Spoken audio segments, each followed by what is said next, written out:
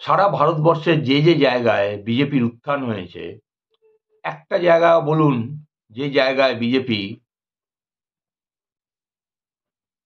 গরিব, কৃষক, শ্রমিক, মজুর এদেরকে নিয়ে সংগঠিত করে আন্দোলন সংগ্রামের ফলে ক্ষমতায় এসছে। একটি জায়গাতেও দেখাতে পারবেন না।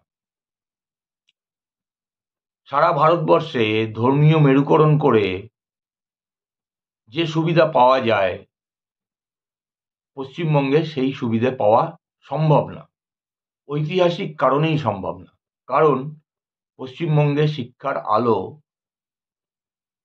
অনেক আগে থেকে এসছে। সম্ভবত সারা ভারতের